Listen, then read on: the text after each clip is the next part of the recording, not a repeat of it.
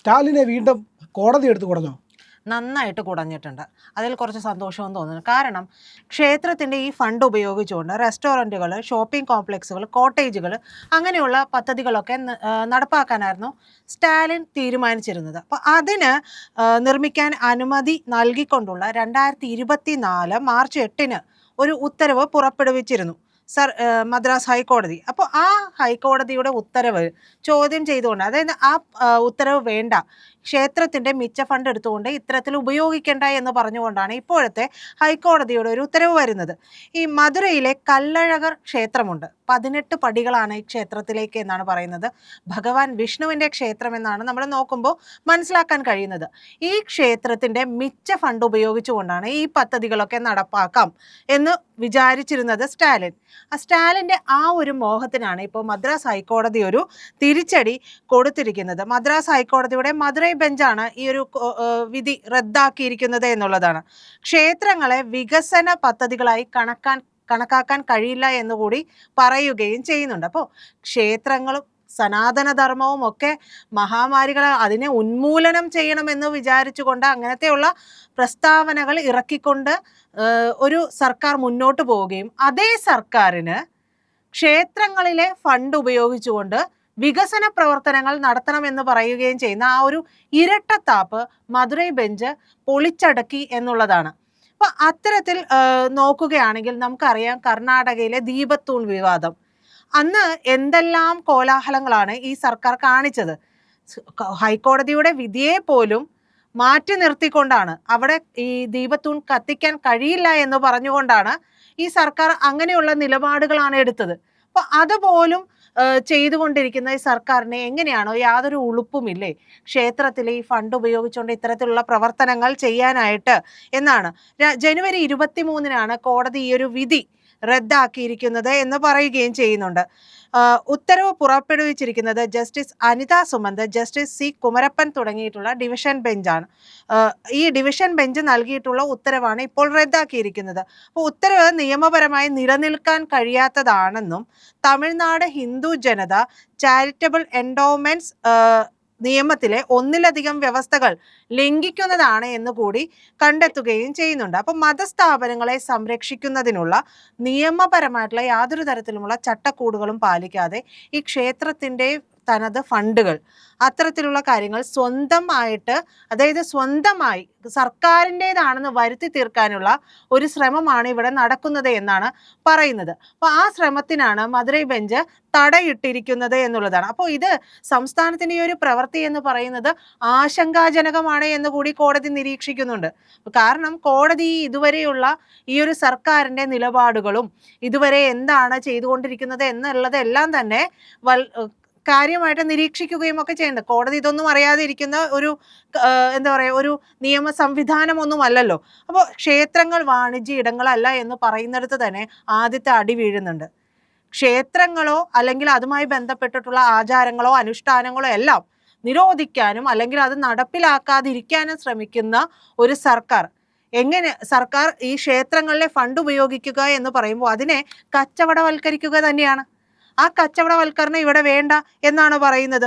അപ്പോൾ ക്ഷേത്രങ്ങളെ സംരക്ഷിക്കുകയും ഒക്കെ ചെയ്യുക എന്നുള്ളതാണ് ഒരു സർക്കാരിൻ്റെ കൂടി കടമ എന്നുകൂടി ബെഞ്ച് പറഞ്ഞു വെക്കുന്നുണ്ട്. ഒരു പ്രധാന കടമ തന്നെയാണ്. അല്ലാതെ മറ്റൊരു വിഭാഗത്തിനും വേണ്ടി മാത്രമായിട്ട് ഹിന്ദു വിശ്വാസങ്ങളെ ഇല്ലാതെയാക്കുന്ന ഒരു രീതി അതിനി മുന്നോട്ട് പോകില്ല. അത്തരത്തിലുള്ള പ്രവർത്തനങ്ങളുമായിട്ട് ഇങ്ങോട്ടേക്ക് വരണ്ട എന്നുകൂടി പറയുകയും ചെയ്യുകയാണ്. കല്ലഴകർ ക്ഷേത്രത്തിലെ ആധുനിക വികസനവും നവീകരണവും ഒക്കെ ആവശ്യമുള്ള ഒരു പദ്ധതി ആയിട്ട് ഈ ഒരു വകുപ്പ്, അതായത് എന്തിനെ അനുസൃതമാക്കിയിട്ടാണോ കോടതി മുന്നേ ഈ ഫണ്ടുകൾ ഉപയോഗിക്കാമെന്ന് പറയുന്നത്, ആ ഫണ്ട് ഉപയോഗിക്കുന്നത് തെറ്റായ രീതിയാണ് എന്ന് പറയുകയും ചെയ്യുന്നു. കൂടാതെ വികസനവും നവീകരണവും ആവശ്യമായിട്ടുള്ള ഒരു പദ്ധതിയായിട്ട് ഈ വകുപ്പ് ക്ഷേത്രത്തെ വിഭാവനം ചെയ്തിരിക്കുന്നു എന്ന് കൂടി പറയുകയും ചെയ്യുന്നുണ്ട്. അപ്പോൾ ഭക്തർക്ക് അടിസ്ഥാന സൗകര്യങ്ങളും ഭക്തർക്ക് വേണ്ട കാര്യങ്ങളും എല്ലാം ചെയ്തു കൊടുക്കുകയാണ് ഈ ഫണ്ട് വഴി ഫണ്ട് ഉപയോഗിക്കേണ്ടത്. അതായത് ക്ഷേത്രവുമായി ബന്ധപ്പെട്ടുകൊണ്ട് എന്തെല്ലാം കാര്യങ്ങൾ നമുക്കൊരു ഭക്തർക്ക് അല്ലെങ്കിൽ ഒരു സനാതനധർമ്മ വിശ്വാസിക്ക് അല്ലെങ്കിൽ ആ ഒരു കൂട്ടായ്മ ഉണ്ടാവുമല്ലോ, ഒരു ക്ഷേത്രത്തിലും ഓരോ കൂട്ടായ്മകൾ ഉണ്ടാവും. ആ കൂട്ടായ്മയുമായി ബന്ധപ്പെട്ടുകൊണ്ട് സമൂഹത്തിന് ഉതകുന്ന രീതിയിൽ ഈ ഫണ്ട് ഉപയോഗിക്കാം. അതിന് പ്രശ്നമില്ല. പക്ഷേ ഈ സർക്കാർ ഈ ഫണ്ട് മുഴുവനും അടിച്ചു മാറ്റുക എന്ന് വേണമെങ്കിൽ പറഞ്ഞാലും തെറ്റില്ല. കാരണം ഇപ്പം നമ്മുടെ കേരളത്തിലാണെങ്കിലും ദേവസ്വം ബോർഡ് വഴിയൊക്കെ നടപ്പാക്കിക്കൊണ്ടിരിക്കുന്നത് എന്താണ്, സംസ്ഥാനത്തിൻ്റെ ക്ഷേത്രങ്ങളിലുള്ള ഫണ്ടുകൾ മുഴുവനും സർക്കാരിലേക്ക് വന്നു ചേരുകയാണ്. പക്ഷേ ഈ ഫണ്ട് ഉപയോഗിച്ചുകൊണ്ട് ഒരു ക്ഷേത്രത്തിന് ഗുണകരമാകുന്ന രീതിയിൽ, അല്ലെങ്കിൽ ഒരു ഹൈന്ദവ വിശ്വാസത്തിന് അനുകൂലമായ രീതിയിലുള്ള യാതൊരു പ്രവർത്തനങ്ങളും നടത്തുന്നില്ല.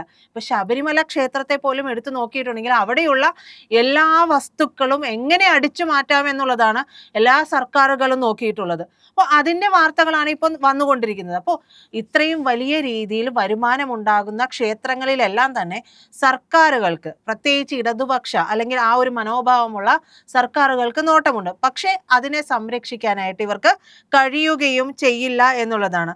ഈ പറയുന്നത് ബജറ്റ് അനുമതിയില്ലാതെ ക്ഷേത്ര ഫണ്ട് നിയമവിരുദ്ധമായിട്ട് ഉപയോഗിച്ചു എന്നുകൂടി കണ്ടെത്തുന്നുണ്ട്. ക്ഷേത്രത്തിൻ്റെ ഫണ്ട് പൂർണ്ണമായിട്ട് നിർബന്ധിത ബജറ്റിങ്ങും അംഗീകാര പ്രക്രിയയും പാലിക്കുന്നതിൽ പൂർണ്ണമായിട്ട് സർക്കാർ പരാജയപ്പെട്ടു എന്നാണ് കണ്ടെത്തിയിരിക്കുന്നത്. അപ്പോൾ ഇതിനൊരു ആക്ട് ഉണ്ട്, അതായത് HR&C നിയമം എന്ന് പറയുന്ന ആ ഒരു വകുപ്പ്. അതിലെ സെഷൻ 86 പ്രകാരം ഈ ബജറ്റ് അംഗീകാരത്തിനായിട്ട് ഇതിൻ്റെ കമ്മീഷണറുടെ ഒരു സൂക്ഷ്മ പരിശോധന വേണം, കൃത്യമായ കാഴ്ചപ്പാടുകളിലൂടെ ആയിരിക്കണം ഇതൊക്കെ കൈമാറ്റം ചെയ്യേണ്ടത് എന്നുകൂടി പറയുന്നുണ്ട്. പക്ഷേ ഈ യാതൊരു തരത്തിലുമുള്ള ഇത്തരത്തിലുള്ള മാനദണ്ഡങ്ങളും പാലിച്ചിട്ടില്ല. ഇതൊന്നും പാലിക്കാതെ സർക്കാർ ചെന്നിട്ട് ഈ ഫണ്ട് എങ്ങനെയും സ്വന്തമാക്കാനും ഇതുവഴിയുള്ള പ്രവർത്തനങ്ങൾ നടത്തുകയും അത് സർക്കാരിൻ്റെതായിട്ട് മാറ്റാനുമാണ് ശ്രമിച്ചുകൊണ്ടിരിക്കുന്നത്. ഈ ക്ഷേത്രത്തിൻ്റെ ഫണ്ടുകളൊക്കെ ഉപയോഗിക്കുമ്പോൾ ക്ഷേത്ര ഫണ്ടുകളിലേക്കൊക്കെ കണ്ണുവയ്ക്കുന്ന സർക്കാരുകൾക്ക് ക്ഷേത്രത്തിൻ്റെ ഒരു പുനരുദ്ധാരണമോ അല്ലെങ്കിൽ ക്ഷേത്രവുമായി ബന്ധപ്പെട്ടിട്ടുള്ള എന്തെങ്കിലും പ്രവർത്തനങ്ങളൊക്കെയോ വരുമ്പോൾ അവർ കൈവലിക്കുന്ന രീതി പലപ്പോഴും നമ്മൾ കാണാറുണ്ട്. അപ്പോൾ ഈ രീതി എന്ന് പറയുന്നത് മറ്റും ഏതെങ്കിലും ഒരു വിഭാഗത്തിൻ്റെതായിട്ടുള്ള ആരാധനാക്രമങ്ങളോ അല്ലെങ്കിൽ അവർക്ക് വേണ്ടുന്ന സൗകര്യങ്ങളോ ഒരുക്കുന്നത് നമുക്ക് കാണാൻ കഴിയില്ല. ഇപ്പോൾ പ്രത്യേകിച്ച് ഒരു പ്രത്യേക മതവിഭാഗത്തിൻ്റെതാണ് എന്നുണ്ടെങ്കിൽ അവർക്ക് എന്താ പറയുക, ഏത് വിധേനയും അവരുടേതായിട്ടുള്ള വിശ്വാസ പ്രമാണങ്ങളും കാര്യങ്ങളും അല്ലെങ്കിൽ ആചാരങ്ങളും അനുഷ്ഠാനങ്ങളും ഒക്കെ നടത്താനുള്ള സകല വിധത്തിലുള്ള എല്ലാ പിന്തുണയും കൊടുക്കും. നമ്മുടെ ഇവിടെ അതായത് തമിഴ്നാട് സർക്കാരിൻ്റെ പൊതു സ്വഭാവം എന്ന് പറയുന്നത് തന്നെ ഹിന്ദു വിരുദ്ധമായിട്ടുള്ള ഒരു നിലപാടാണ്. അതിന് പലതവണ കോടതി, മദ്രാസ് ഹൈക്കോടതി ഈ പറയുന്ന സ്റ്റാലിനെയും ഉദയനിധി സ്റ്റാലിനെയും വലിയ രീതിയിൽ വിമർശിക്കുകയും ചെയ്തിട്ടുണ്ട്. അപ്പോൾ ഈ സർക്കാരിൽ നിന്ന് ഇതിനപ്പുറം എന്ത് പ്രതീക്ഷിക്കാൻ കഴിയുമെന്നുള്ളതാണ്. തിരുപ്പുറംകുன்றത്തിനെ സിക്കന്ദർ മലയാക്കി മാറ്റാൻ ശ്രമിക്കുന്ന സർക്കാരിന് ഇതിനപ്പുറത്തേക്ക് എന്ത് നിലപാടെടുക്കാൻ കഴിയും? ഹിന്ദു വിരുദ്ധമാണ് പൂർണ്ണമായിട്ടും, സനാതന ധർമ്മത്തിനെതിരാണ് ഇവരുടെ നിലപാടും നയങ്ങളും എല്ലാം എന്ന് വ്യക്തമാവുകയാണ്. പിന്നെ അവർ അമ്പലത്തെ കൊള്ളയടിക്കുന്നു എന്നുള്ളത് നമ്മൾ ചർച്ച ചെയ്യുമ്പോൾ ഞാൻ പറയുന്നു അതൊരു വലിയ സംഭവമല്ല. കാരണം അവരുടെ നിലപാട് തന്നെ ഹിന്ദു വിരുദ്ധമായിരിക്കുമ്പോൾ അവർക്ക് ക്ഷേത്രം എന്ന് പറയുന്നത് ഒരു സാമ്പത്തിക സ്രോതസ്സ് മാത്രമാണ്.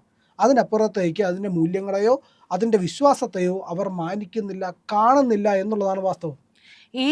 ഇതിനെതിരെയാണ് ഹൈക്കോടതി ഇപ്പോഴും പറഞ്ഞിരിക്കുന്നത്. പക്ഷേ പ്രിയൻ പറഞ്ഞതുപോലെ തന്നെ ഇവരുടെ കണ്ണ് തുറക്കുമെന്നുള്ളത് നമ്മൾ ഒരിക്കലും പ്രതീക്ഷിക്കുന്നില്ല. അത് പല സംസ്ഥാനങ്ങളിലായിട്ട് നമ്മൾ ഇത്തരത്തിലുള്ള ചില നിലപാടുകളുള്ള മുഖ്യമന്ത്രിമാരുടെ നിയമ സംവിധാനങ്ങളുടെ അല്ലെങ്കിൽ ഭരണകൂടങ്ങളുടെ നിയമ സംവിധാനങ്ങളുടെ എന്ന് പറയാൻ പറ്റില്ല.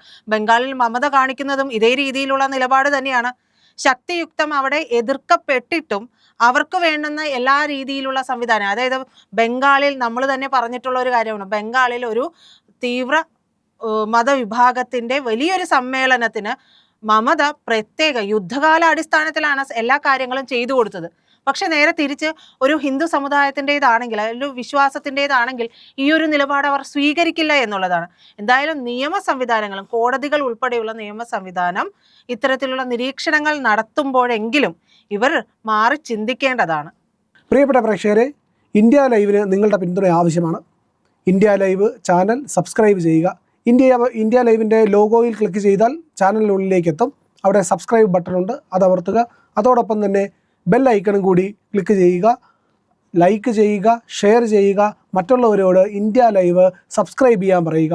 ഒപ്പം തന്നെ ഇന്ത്യ ലൈവിൻ്റെ പുതിയ ആധ്യാത്മിക ചാനലായിട്ടുള്ള പുണ്യം എന്ന ചാനലും, പുണ്യം ബൈ ഇന്ത്യ ലൈവ്, അതുകൂടി സബ്സ്ക്രൈബ് ചെയ്യുക. നമ്മൾ കൊളാബ് ചെയ്യുന്ന വീഡിയോകൾ ഇന്ത്യ ലൈവിനകത്ത് നിങ്ങൾക്ക് കാണാൻ കഴിയും. പുണ്യം ചാനൽ സബ്സ്ക്രൈബ് ചെയ്യുക. ആധ്യാത്മിക വിഷയങ്ങളിൽ നിങ്ങൾക്ക് തോന്നുന്ന സംശയങ്ങളെല്ലാം തന്നെ അതിൽ നിന്ന് മറുപടിയായി നിങ്ങൾക്ക് ലഭിക്കുന്നതാണ്.